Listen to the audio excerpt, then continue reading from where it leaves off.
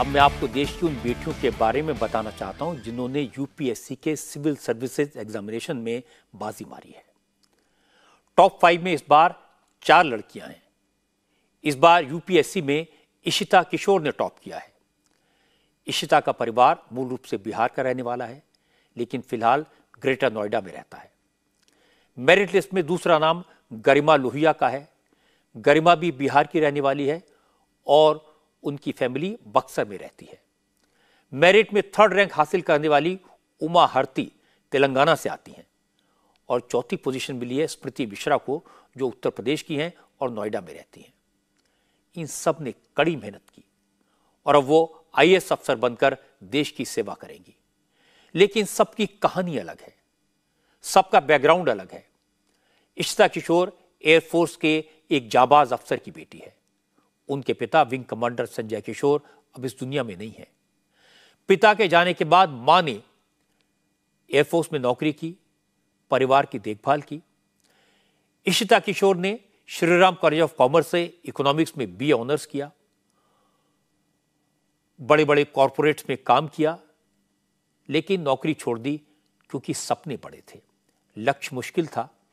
इशिता किशोर को शुरुआती 2 अटेम्प्ट में कामयाबी नहीं मिली। पहले और दूसरे अटेम्प्ट में उनका प्रीलिम्स भी नहीं निकला, लेकिन इशिता ने हार नहीं मानी। इशिता ने बताया, कभी कभी तो उन्हें हारने से डर लगता था, लेकिन उन्होंने डर को यकीन पर हावी नहीं होने दिया। अपनी गलतियों से सीखा, खुद को इंप्रूव किया और उसका रिजल्ट उन्हें मिला।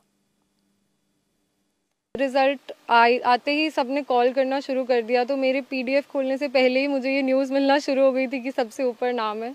तो बहुत अच्छा लगा एंड बहुत अच्छी फीलिंग थी। सपना ही सच हो गया ऐसा लग रहा है एंड ये हर एस्पिरेंट का ड्रीम होता है, उम्मीद होती है, वो मेहनत करते हैं, पर हो जाना एंड बस उसको सोक इन कर रही हूँ। हर बार जब भी कोई बोलता है, हर बार ही उतना ही अच्छा लगता है। तो मैंने कंटिन्यूसली अपने आप पे काम किया है, अपने आप को इम्प्रूव करने की कोशिश की है। This journey has been all about that कि अच्छा आज ये वीकनेस फिक्स कर लेते हैं, अच्छा आज सिर्फ इस पे काम करना है। तो कुछ गलतियों की लिस्ट बनाई हुई थी जिनको इम्प्रूव किया, पूरे साल दोबारा मेहनत की। I have never been a person who goes with the flow. I always I am someone कि मैं बहुत इवैल्यूएट करती हूँ, बहुत कैलकुलेटेड मूव्स लेती हूँ। मैंने अच्छे से सोचा कि अब आगे की जर्नी क्या करनी है, यदि मुझे एमबीए करना चाहिए या फिर मुझे कुछ मास्टर्स करना चाहिए। पर फिर वही कि लॉन्ग टर्म गोल क्या है, उसमें लगा कि पब्लिक सर्विस एंड ये जो प्लेटफॉर्म है, इससे बेहतर तो कोई और प्लेटफॉर्म नहीं है। पिछले 3 साल में ये डिसीजन बहुत बार क्वेश्चन भी किया है कि ये क्या डिसीजन ले लिया, सही तो था ना। मतलब जो ऐसा तो नहीं कि वो एक हाई मोमेंट था कि ठीक है ट्राई करते हैं, बिकॉज 2 अटेम्प्ट तक जब नहीं निकल रहा होता है बहुत तरह के सवाल आते हैं, तो वो नेचुरल है, आने दें उन सवाल को, but don't let those question stop you at any point. बहुत कुछ है, बट अगर स्पेसिफिक कुछ बोलूँ तो women empowerment is an issue which is very close to my heart and मुझे इस क्षेत्र में बहुत मन भी है काम करने का कि जो मौका मुझे मिला वो बाकियों को भी मिले। यूपीएससी में 2nd रैंक हासिल करने वाली गरिमा लोहिया बिजनेस बैकग्राउंड वाली फैमिली से आती हैं। पूरा परिवार बिहार में बक्सर में रहता है। 3 भाई बहनों में दूसरे नंबर पर हैं। पिता का देहांत 8 साल पहले हो गया था। बड़ी बहन की शादी हो चुकी है। घर पर गरिमा के अलावा उनकी मां और एक छोटा भाई भी है।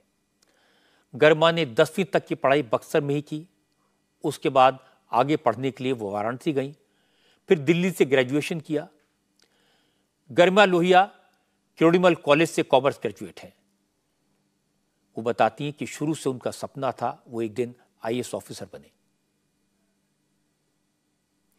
लेकिन जैसे ही तैयारी शुरू की कोरोना आ गया, इसलिए वो दिल्ली से बक्सर लौट गई और फिर घर में रहकर ही पढ़ाई की। गरिमा ने कहा उन्होंने मुश्किल वक्त में अवसर खोजा, परेशानियों को अपनी ताकत बनाया। कोरोना के समय सिर्फ पढ़ाई पर फोकस किया। दिन में कई तरह के डिस्टर्बेंस होते हैं, इसलिए रात रात पढ़ाई करती थी। गरिमा ने कहा उनकी जिंदगी में कई बार उतार चढ़ाव आए, लेकिन वो घबराई नहीं, इसलिए उन्हें आज ये कामयाबी मिली। मेरी मम्मा एक हाउसवाइफ है और बाकी मेरे घर में सब बिजनेसमैन ही हैं और सर्विस बैकग्राउंड से कोई भी नहीं था। तो ये मैं फर्स्ट जनरेशन ही आईएएस बनी हूँ अपने घर से। स्ट्रगल तो था, पर कहते हैं कि मतलब कितना भी लंबा सफ़र क्यों ना हो, सबको कभी ना कभी सफलता मिलता है, तो वही बात है। मैं बहुत लकी रही कि मैं बक्सर के छोटे शहर से पढ़ी, फिर भी मेरे स्कूल में मुझे बहुत अच्छी पढ़ाई मिली, और उसके बिना मैं अपना आगे का कदम नहीं रख पाती अगर मेरा बेस इतना स्ट्रांग नहीं होता। तो आपके छोटे शहर में भी आपको अगर अच्छे अपॉर्चुनिटीज़ मिल सकती हैं तो आप वहाँ ज़रूर पढ़ें, और घर पे रहकर पढ़ने का बहुत एडवांटेज होता है। आपका टाइम कम वेस्ट होता है हर चीज़ में, और आपको कॉन्स्टेंटली मोटिवेशन मिलते रहता है। दिन के जिस भी टाइम पर आपको लगे कि डिस्टर्बेंस सबसे कम है, जैसे मैं घर पे रहकर पढ़ती थी तो मुझे लगता था कि रात में सबके सोने के बाद मुझे सबसे ज़्यादा टाइम मिलता है पढ़ने का, तो मैं रात में 9 बजे से पढ़ना स्टार्ट करती हूँ, सुबह 9 बजे तक पढ़ती, क्योंकि उस समय शांति रहती, कोई आपको फ़ोन नहीं करेगा, कोई मैसेज नहीं करेगा, कोई डिस्टर्बेंस नहीं होगी। तो आप उस तरीके से अपना टाइम निकालें, अपने माहौल को एनालाइज करें और फिर अपने लिए स्ट्रैटेजी बनाएं। हर लड़की की स्टोरी से कुछ न कुछ सीखने को मिलता है। तेलंगाना के रहने वाली उमा हरती की कहानी बिल्कुल अलग है। वो एक आईपीएस अफसर की बेटी हैं। पिता तेलंगाना के नारायणपेट डिस्ट्रिक्ट के एसपी हैं। उमा हरती ने आईआईटी हैदराबाद से बीटेक किया, लेकिन आईपीएस पिता चाहते थे बेटी आईएएस बने। पिता के सपने को पूरा करने के लिए बेटी ने बहुत मेहनत की। 4 बार एग्जाम में फेल हुई, लेकिन हार नहीं मानी और आखिर में मंजिल को हासिल कर लिया। This is my 5th attempt and my second interview. So it's been a long process for me, and it was not difficult. It was not easy. It was quite challenging.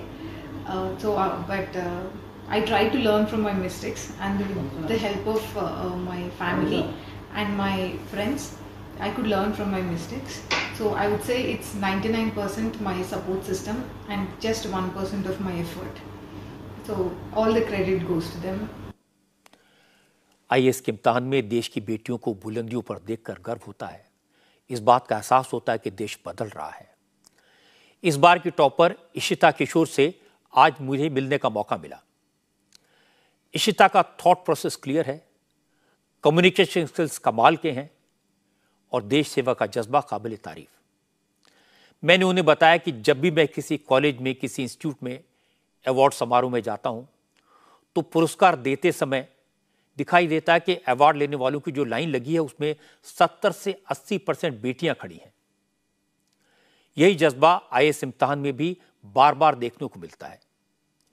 Ishita की बातें सुनकर लगा हमारे समाज में बेटियों को जिस तरह हर समय चौकन्ना रहना पड़ता है, जिस तरह की चुनौतियों का सामना हर रोज करना पड़ता है, उसे देखते हुए कामयाबी के रिकॉर्ड बहुत बड़ी बात है। इंडिया टीवी हर वक्त हर जगह डाउनलोड करने के लिए सर्च करें India TV news Google play store या ऐप स्टोर पर।